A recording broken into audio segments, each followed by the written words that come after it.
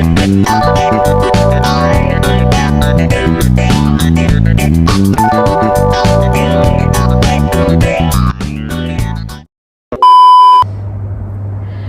semuanya, kembali lagi di podcast Rainbow. Di sini kita akan membahas tentang kesehatan mental pada remaja. Saya sebagai pewawancara dan ini sebagai narasumbernya. Halo. Nah, baik kita mulai ya. Menurutmu apa sih kesehatan mental itu? Kesehatan mental itu kalau di pandangan secara harfiah dulu ya, secara harfiah atau general atau umum, kesehatan mental itu di kondisi kejiwaan kita kan. Jadi apa yang ada di dalam jiwa kita itu kondisi yang ada di dalam jiwa, bukan organ ya, bukan organ, bukan kayak kondisi kejiwaan kita, kayak diri kita itu mau apa gitu. Beda kalau organ, ya benar, kesehatan mental. Ya, pokoknya yang ada di dalam jiwa kita tuh dikatakan kesehatan mental karena mereka itu berpegang teguh karena dengan kondisi-kondisi di dalam tubuh kita, contohnya kayak mood, kayak kondisi organ tubuh juga berpengaruh. Kalau kesehatan mental kita juga gitu kan berpengaruh banget sama organ-organ yang ada di dalam tubuh.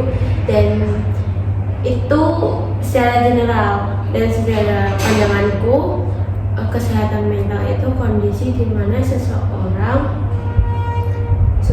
atau kondisi tubuhnya itu dalam keadaan sehat, atau secara kata lain tuh kondisi tubuhnya itu kayak bisa sejahtera gitu intinya gitu.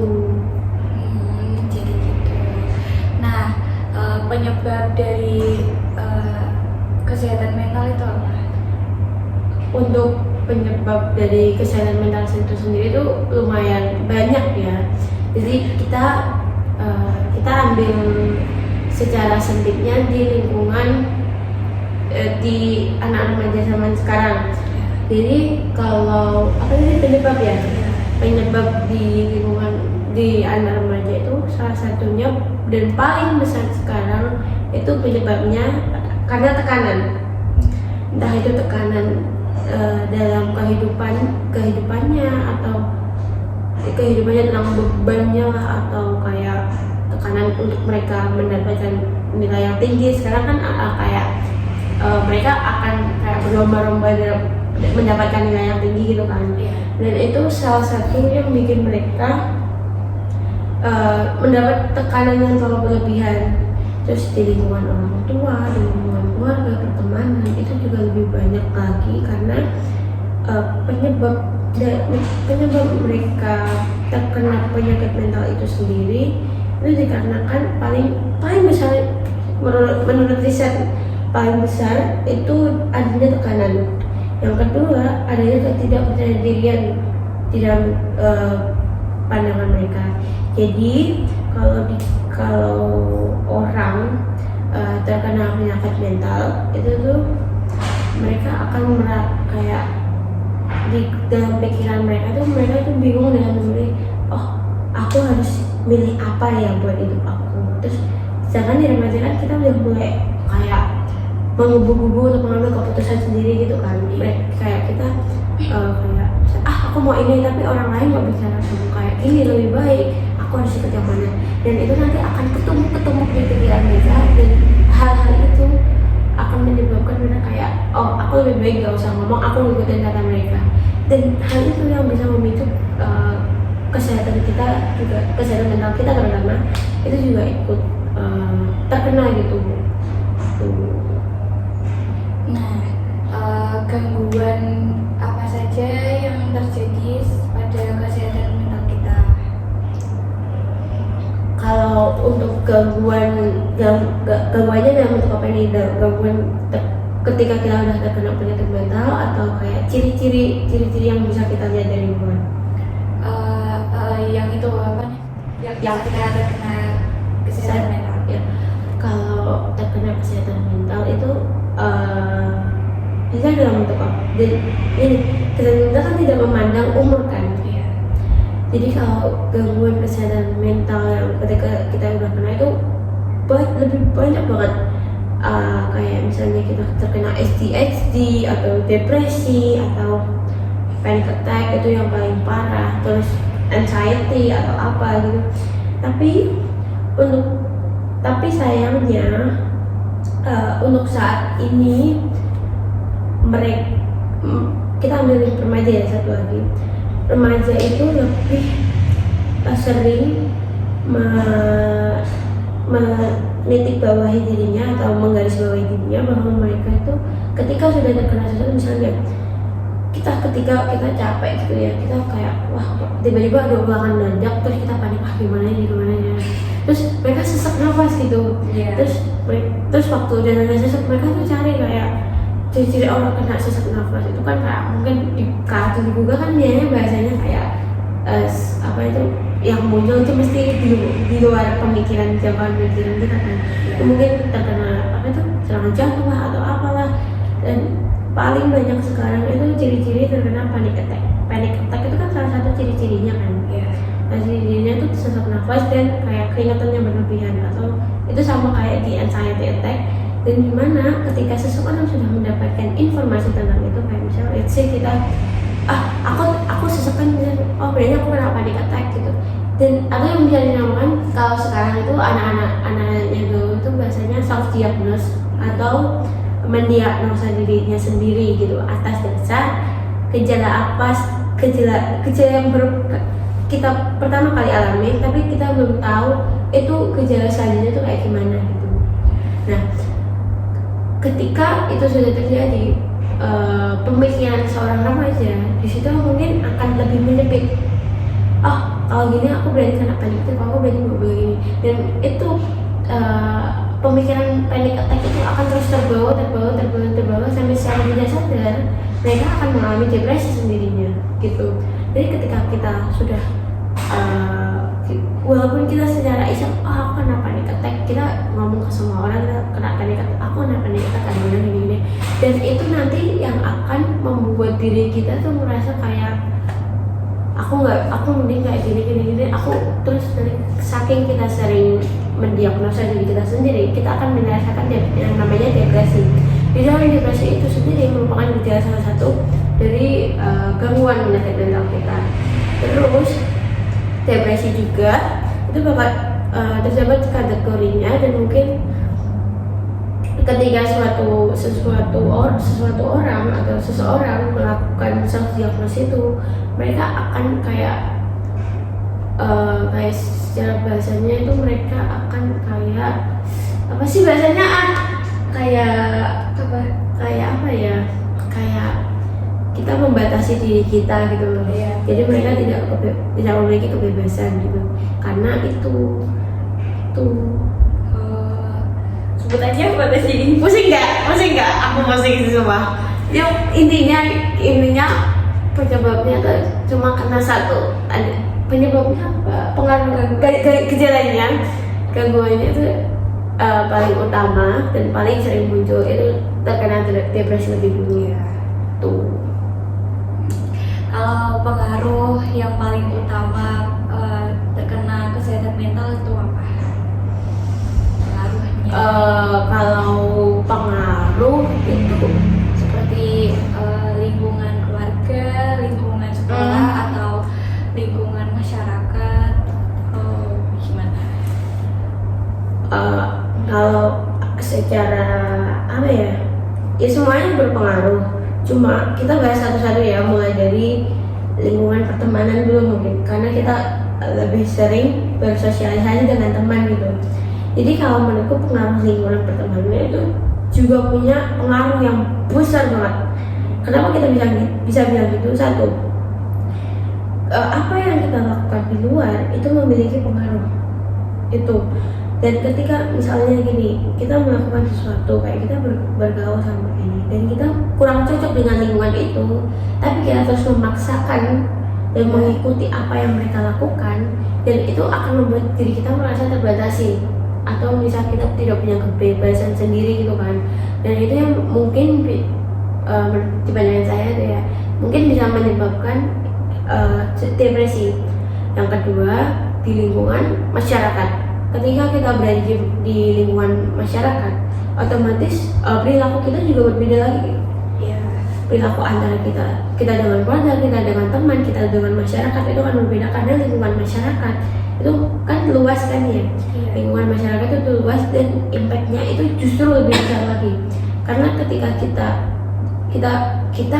aja melakukan kesalahan kecil Iya. bisa dinilai salah banget sama masyarakat gitu. Itu hal itu yang mungkin bisa menjadi tekanan pada remaja itu, dimana tekanan itu nanti juga akan mengganggu kesehatan psikisnya gitu. Terus yang terakhir, lingkungan keluarga.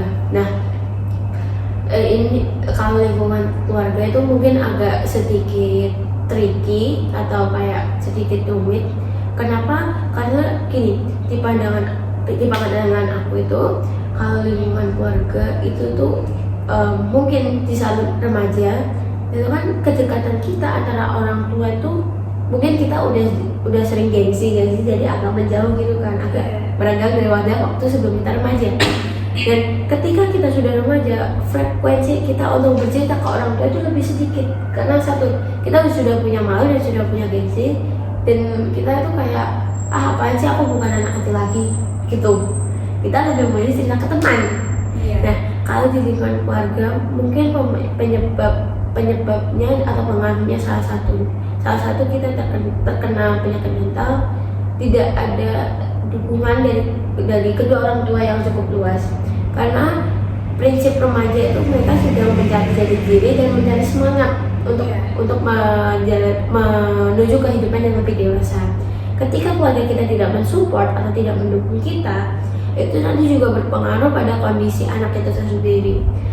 Contohnya kita pengen nih kayak gini, punya mimpi ini, cuma keluarga kita tidak mensupport entah atau hal lain, itu yang akan membuat anaknya kayak aku nggak boleh, dan itu yang membuat anak itu kayak aku emang nggak ditakdirin buat gini. Dan ketika pemikiran itu, apalagi kita kalau misalnya dikasih pendapat, orang tua ngasih pendapat ke kita tapi kita belum bisa mengutarakan pendapat, itu pendapat kita itu seakan-akan kayak ketumbuk-tumbuk. Ketika pendapat itu telah ketumbuk, anak itu tidak akan punya kayak waktu untuk mengungkapkan kemauan dirinya, pendapat dirinya, dan itu akan terus dipendam di bawah alam titik sadarnya. Ketika alam titik sadarnya itu sudah full dalam penyimpanannya, mereka sudah full, suatu saat mereka akan meledak-ledak gitu kan emosinya. Dan lingkungan keluarga itu memiliki pengaruh atau impact yang besar buat kehidupan anak itu sendiri gitu. Nah, kebanyakan kan ya remaja penyakit kesehatan mentalnya itu terganggu karena itu dibully di sekolah, ya di lingkungan pertemanan lah. Itu gimana pendapatmu, kayak cara mengatasinya, terus kayak biar kalau dibully itu enggak merasa terpuruk banget gitu, biar kesehatan mentalnya. Ya. Kalau cara mengatasinya itu kayak mungkin ya, orang tua zaman sekarang kan ini sekarang pandangan tentang kesehatan mental itu minim ya. Dari dulu itu minim, tapi setelah adanya teknologi ini kan mulai meluas. Dan yang hanya tahu kesehatan mental lebih banyak itu kan rata-rata kayak guru, terus dokter psikolog, psikiater, terus sama kita itu yang mungkin wawasannya lebih luas. Dan mungkin orang tua juga harus dididik, karena gini, keluarga itu kan kayak sekolah pertamanya seorang anak kan. Jadi sejak kecil kita tuh emang harus dididik tentang kesehatan mental kita, dimana nanti ketika kita sudah dididik kesehatan mentalnya itu kayak sudah pasti ketika mereka akan beranjak dewasa atau remaja, mereka tidak akan meninggalkan ajaran itu, karena satu, mental itu kan ada di setiap diri orang dan mereka juga merasakan apa itu mental. Tetapi kalau kita tidak diajarkan atau dididik dari awal, mungkin orang akan memandang kalau kesehatan mental itu penyakit yang sepele dan itu tidak harus ditangani secara serius. Padahal kalau kesehatan mental itu harus ditangani secara serius, itu salah satu solusinya. Terus kalau ketika ada orang yang sudah terkena apa itu mungkin pembulian atau kekerasan seksual, itu mau orang itu kan pasti akan kayak menoreh, terdapat bekasnya kan. Contohnya kita mainin kertas, ngelipat kertas, ketika kita buka untuk menjadi rata lagi itu kan nggak bisa, masih kelihatan bekasnya. Dan itu sama terjadi kayak di mental kita. Ketika kita sudah terkena suatu kayak pembulian atau kekerasan verbal atau seksual gitu, seperti itu tuh kita itu apa itu semua itu akan menimbulkan hal yang traumatis banget, benar-benar traumatis, mungkin sampai kita bisa bunuh diri atau depresi gitu kan. Nah terus yang kedua, selain hal traumatis itu mau nggak mau kita juga itu harus memiliki motivasi itu kan, biar nggak terpuruk banget ya, biar mereka kayak masih mau ngejalanin hidup. Kan ada beberapa orang yang kalau udah kena itu kan kayak aku kayak gimana gitu kan, nyerah gitu ya, aku nggak bisa diginiin terus aku pengen nyerah. Dan itu menandakan bahwa kesehatan mental anak itu sendiri juga nggak kuat gitu. Mungkin bisa karena didikan orang tua atau lingkungannya yang bikin mereka terlalu kayak apaan sih gitu. Dan terus kayak selain itu juga peran seorang profesional dalam menangani hal itu juga penting, dan itu tergantung kesadaran orang tuanya sama lingkungannya. Kan ada beberapa orang kayak dia ke psikolog atau psikiater mungkin dipikir mereka gila gitu kan. Tetapi hal itu tuh penting karena gini, psikiater dan psikolog itu kayak lebih profesional dibandingkan diri kita sendiri, karena mereka itu kan tenaga kesehatan yang udah profesional banget. Dan mau nggak mau kita harus percaya ke mereka untuk menyembuhkan rasa traumatis itu sendiri demi berkembangnya diri kita sendiri gitu. Jadi kuncinya cuma satu, perbanyak edukasi tentang kesehatan mental. Sudah sih gitu. Jadi itu ya solusi yang seperti itu. Nah, itu tadi pembahasan kita tentang kesehatan mental. Dapat disimpulkan bahwa kesehatan mental dapat terjadi pada siapapun, dan kita harus waspada jika terkena atau mengalami ciri-cirinya. Sekian dari podcast kita. Sampai jumpa di episode selanjutnya. Bye bye.